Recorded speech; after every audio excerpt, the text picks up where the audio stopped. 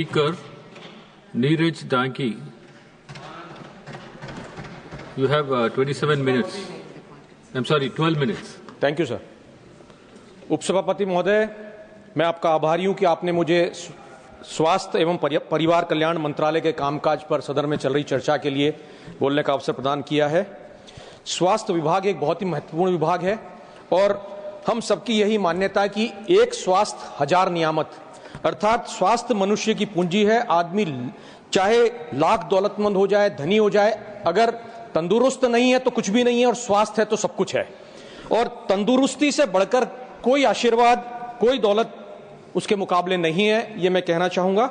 स्वास्थ्य बजट पर इसीलिए जब चर्चा होती है तो देश को और सरकार को जो है पूरी तरीके से जो ध्यान सरकार का होना चाहिए वो स्वास्थ्य सेवा प्रदान करने के लिए ही होना चाहिए। स्वास्थ्य विभाग में कई सुधार लाने की भी आवश्यकता है। हम सभी लोग जानते हैं कि दवाइयां और जीवन रक्षक औषधियां जो है आज की तारीख में बहुत ज्यादा महंगी हो गई है, वो आम आदमी के और गरीब लोगों के पहुंच से बाहर हो गई है।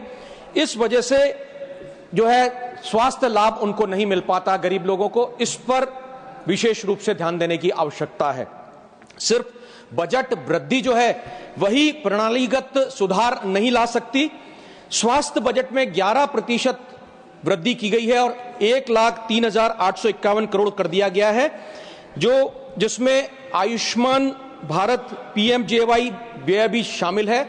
इसलिए जब हम समायोजित करते हैं तो ये वास्तविक वृद्धि जो है वो 9% के लगभग है और ये 140 करोड़ लोगों के देश के लिए पर्याप्त नहीं है, ऐसा मेरा मानना है। इस वृद्धि के बावजूद सकल घरेलू उत्पाद के प्रतिशत में जिस रूप में स्वास्थ्य सेवा आवंटन जो है वो 2% से भी नीचे रह गया है। यह राष्ट्रीय स्वास्थ्य नीति जो 2017 की है उसका जो लक्ष्य निर्धारित किया गया 2.5%, उस लक्ष्य से बहुत दूर है। इसलिए यह बजट भी जो है ये स्वास्थ्य सेवा को प्राथमिकता देने में ये कहूंगा कि विफल हुआ है।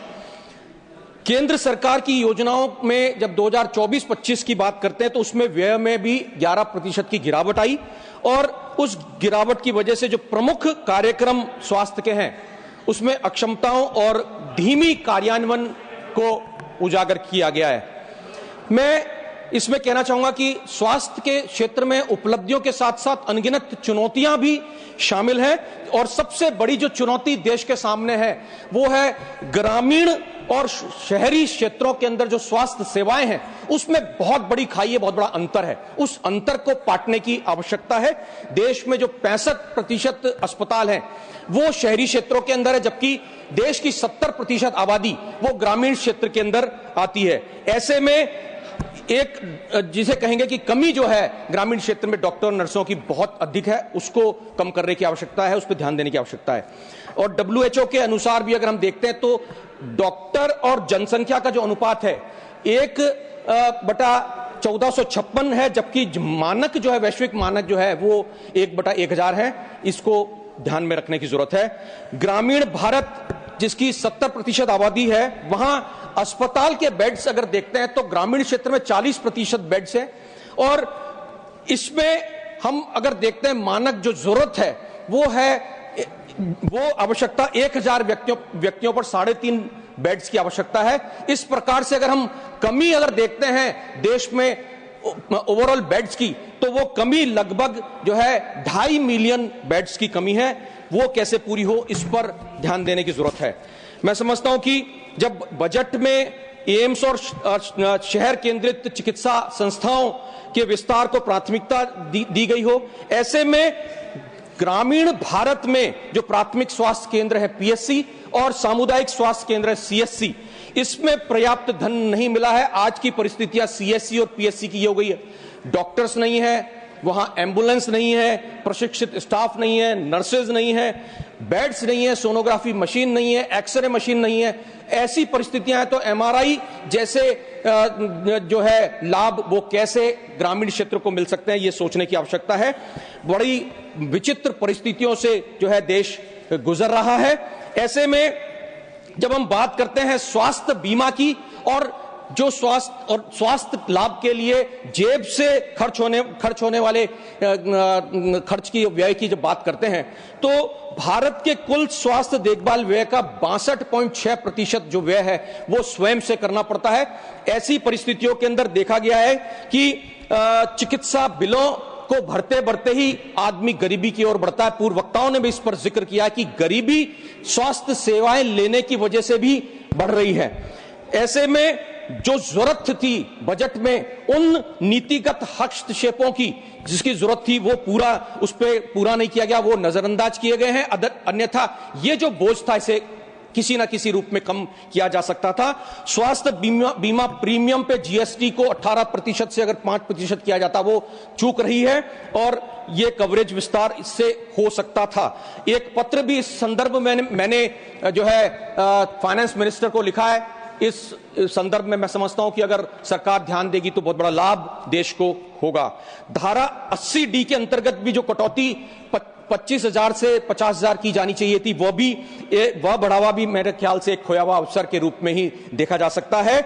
हम लोग बात करते हैं अगर आयुष्मान भारत में पीएमजेएवाई की तो बजट में 28.9% की वृद्धि है, उसका स्वागत है। लेकिन निजी अस्पताल जो है वो प्रतिपूर्ति जो है रिएम्बर्समेंट की कमी की वजह से मरीजों को दाखिल करने से ही मना कर देते हैं और वो जो है इसका लाभ गरीब मरीजों को नहीं मिल पाता है। अगर वास्तव में ही कुछ काम करना है स्वास्थ्य के क्षेत्र में तो वैसा काम करके दिखाना होगा जो राजस्थान के अंदर कांग्रेस की सरकार ने, अशोक गहलोत जी मुख्यमंत्री थे उस समय में उन्होंने करके दिखाया। चिरंजीवी योजना का लाभ जो है गरीब जनता को मिला। गरीब जरूरतमंद मरीज को 25 लाख रुपए का मुफ्त इलाज मुहैया कराने का काम कांग्रेस की उस सरकार ने उस समय किया। और यही नहीं, कोविड प्रबंधन भी ऐसा था। प्रधानमंत्री मोदी जी ने एक डिजिटल कॉन्फ्रेंस के अंदर जो है उसमें भी उनकी बुरी प्रशंसा मुख्यमंत्री अशोक गहलोत जी उस समय थे उनकी की है। तो मैं कहना चाहूंगा कि कोविड प्रबंधन जहां राजस्थान में हुआ, हिंदुस्तान में कोविड प्रबंधन में कहीं ना कहीं खामियां रही, कहीं ना कहीं चूक रही, वरना हालात इस तरह के नहीं होते। मैं जिक्र करना चाहूंगा पश्चिमी राजस्थान के उन जगहों का जहां से मैं आता हूं, जालोर, सिरोही, पाली। यहां की स्वास्थ्य सेवाओं को अगर देखा जाए तो स्वास्थ्य की दृष्टि से बहुत ही चिंताजनक हालात उन क्षेत्रों की है। कुछ बड़ी अगर बीमारी होती है तो पास के क्षेत्र में गुजरात के अहमदाबाद, पालनपुर, डीसा में जाना पड़ता, जहां प्राइवेट हॉस्पिटल्स में बड़े लंबे चौड़े बिल बनते हैं और उन बिलों की पूर्ति करते करते इंसान अपने खेत खलियान, अपने जमीन जायदाद को बेचने पे मजबूर होता है या उसे बड़ा ऋण लेना पड़ता है। ऐसे हालात वहां पर हैं जहां हम 25 वर्षों के बाद आजादी के अमृत काल की बात करते हैं। अमृत अगर नहीं दे सकते हैं तो कम से कम जो है जहर बरसाने का काम भी नहीं होना चाहिए। सरकार को देखना चाहिए कि ऐसे क्षेत्र में जहां गरीबी ज्यादा है, वहां जहां हालात किस तरह के बने हुए, पिछड़ापन, गरीबी और जहां शिक्षा का अभाव है, वहां कहां से वो पैसा लाएगा उन बड़े बड़े बिलों को भरने के लिए। मैं यही कहना चाहूंगा कि हम जब बात करते हैं ऐसे में तो 70 सालों की बात करते हैं। 10 साल आपको मिले, 3 टर्म आपको मिले, 11वां साल चल रहा है। 10 साल में उन कमियों को आप पूरी कर देते अगर उन 70 सालों की बात करते हैं। बुनियादी ढांचा अगर स्वास्थ्य क्षेत्र का किसी ने बना के दिया तो कांग्रेस ने बना के दिया है। उसी बुनियादी ढांचे पर आज हम खड़े होकर के बात कर रहे हैं आने वाले कल की। मैं ये कहना चाहूंगा कि जहां जालोर, सिरोही और पाली जो एक पिछड़ा हुआ क्षेत्र है, गरीबी बहुत ज्यादा है, शिक्षा का भी वहां पे अभाव है, ऐसे में हमारे पास सुविधाओं से लेस अत्याधुनिक ट्रोमा केयर सेंटर नहीं है।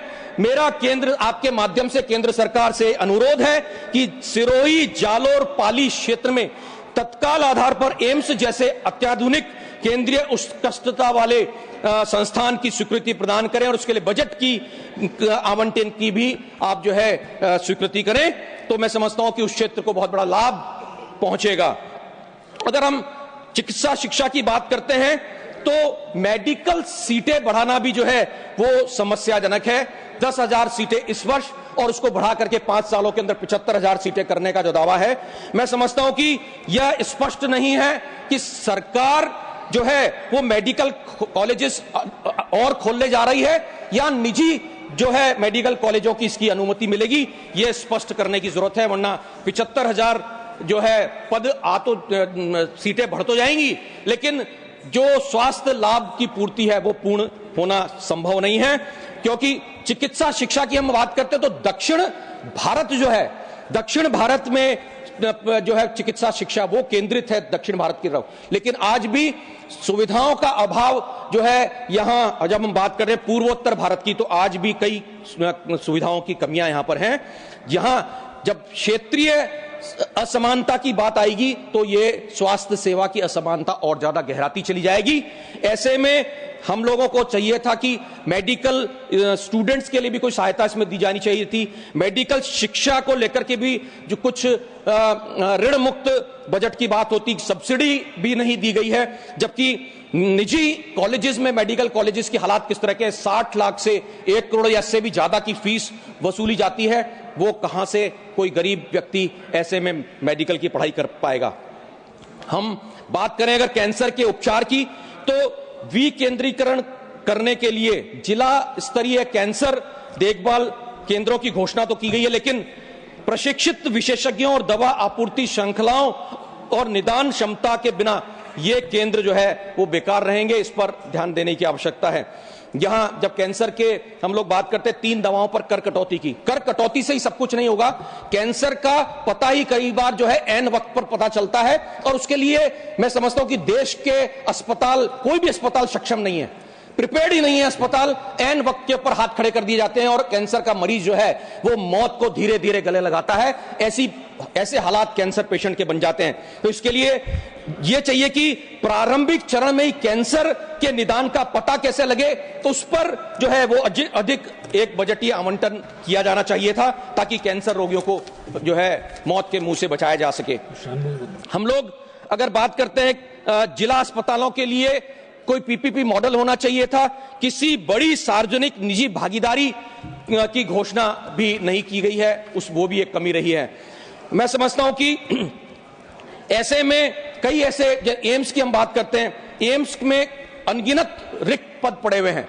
आज अगर बात करते हैं एम्स में पदों की, तो दिल्ली में 34% संकाय के रिक्त पद अभी भी पड़े हुए हैं, और यही हालात अन्य जो है पूर्ण रूप से संचालित एम्स और एम्स जैसी संस्थाओं के भी इसी तरह के हालात हैं। लगभग 60% तक संकाय के पद जो हैं वो रिक्त पड़े हुए हैं। इस पर ध्यान देने की आवश्यकता है।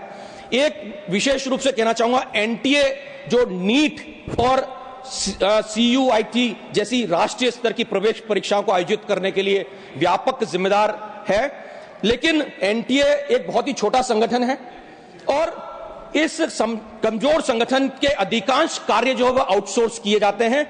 ऐसे में ज्वलंत जो उदाहरण नीट के पेपर लीक का, वो भी यही कारण है। ऐसे में सरकार को अपनी ही संस्थाओं में प्रवेश के लिए परीक्षा को सीमित करना चाहिए और उन संस्थानों को विकेंद्रित करना चाहिए जहां राज्य बोर्ड परीक्षाओं में प्राप्त अंकों के आधार पर राज्य अपनी सीट जो है वो आवंटन प्रवेश के लिए देती है। इसलिए ऐसे में केंद्र से मेरा निवेदन रहेगा उपसभापति महोदय आपके माध्यम से कि नीट जैसी परीक्षाओं का आयोजन ही बंद कर देना चाहिए और विकेंद्रीकृत परीक्षा प्रणाली जो है उसे चुना जाना चाहिए। सरकार स्वयं सक्षम होनी चाहिए इस कार्य के लिए। उपसभापति महोदय, मैं अंत में यह कहना चाहूंगा, कुछ सुधारात्मक सुझाव हैं जिसमें स्वास्थ्य बजट में जीडीपी के 2.5% तक बढ़ाए जाने की बात है। सीएसआर फंड्स को जो है ग्रामीण क्षेत्रों के अंदर इस्तेमाल करने की बात है।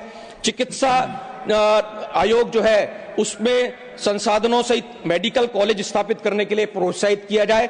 इसी तरीके से डॉक्टर्स की और नर्सेस की अधिक से अधिक भर्ती जो है वो ग्रामीण क्षेत्रों में है, उनको अच्छी सैलरी दी जाए ताकि शहरी क्षेत्र से उनका जो लगाव है वो कम हो, ग्रामीण क्षेत्रों में भी डॉक्टर बैठने के लिए जाएं।